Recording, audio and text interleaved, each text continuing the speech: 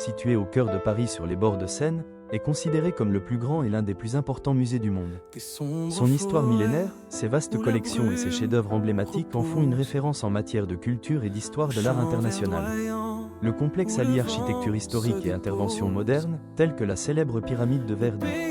Monsieur Pey, devenu un symbole, mes racines s'ancrent, où j'ai appris à être un frère et de nombreuses régions du monde.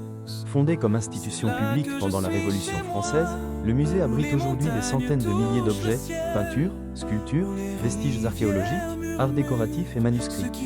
Plus qu'un simple lieu d'exposition, le Louvre est aussi un centre de recherche, de restauration et de conservation. Il abrite des laboratoires spécialisés, des catalogues numériques et des programmes éducatifs destinés aux étudiants et aux visiteurs internationaux. À l'origine, vers la fin du XIIe siècle, le site du Louvre n'était pas un musée, mais une forteresse militaire construite par le roi Philippe II pour défendre Paris. L'édifice présentait les caractéristiques typiques d'un château médiéval, des murailles massives, des tours de guet, des douves et un donjon.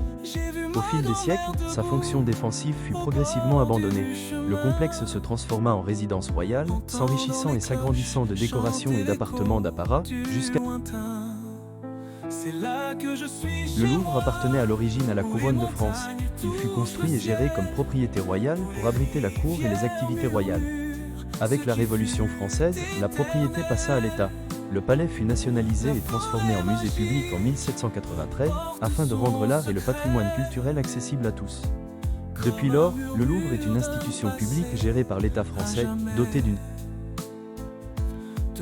Le Louvre est un gigantesque ensemble architectural qui mêle des structures médiévales, des extensions Renaissance et des interventions modernes. Le bâtiment comprend des cours historiques, de vastes salles d'exposition et des galeries réparties sur plusieurs niveaux. La pyramide de verre, conçue par Monsieur Pey, sert d'entrée principale et de nœud de circulation souterrain. À l'intérieur, les espaces sont organisés en départements thématiques et chronologiques, chacun doté d'un parcours de visite spécifique, permettant... La nostalgie m'envahit. Les collections du Louvre sont réparties en 8 grands départements: antiquités égyptiennes, Proche-Orient ancien, civilisation gréco-étrusque romaine, art islamique, sculpture, art décoratif, peinture européenne et estampes et dessins. Le musée possède plus de 500 000 fiches d'objets dans son inventaire et expose généralement entre 35 000 et 38 000 œuvres. De nombreux autres sont conservés en réserve ou prêtés. Le Louvre abrite quelques-uns des chefs-d'œuvre les plus célèbres au monde: la Joconde, la Vénus de Milo et la Victoire de Samothrace de Léonard de Vinci, ainsi que de vastes collections d'art égyptien, mésopotamien et gréco-romain, de peintures européennes du Moyen-Âge au XIXe siècle et d'objets d'art décoratif. Parallèlement à ces œuvres emblématiques, le musée conserve des milliers d'artefacts moins connus, mais essentiels à la recherche historique: sarcophages, momies, reliefs, céramiques. Bien plus qu'un simple lieu d'exposition, il symbolise la préservation de la mémoire collective et la circulation des idées à travers les siècles. Il conserve des témoignages couvrant des milliers d'années d'histoire humaine et sert de laboratoire pour la recherche, la restauration et l'éducation. Visiter le Louvre, c'est découvrir des chefs-d'œuvre qui ont façonné l'histoire de l'art et comprendre combien le patrimoine culturel est essentiel pour interpréter le passé et construire un dialogue avec le présent.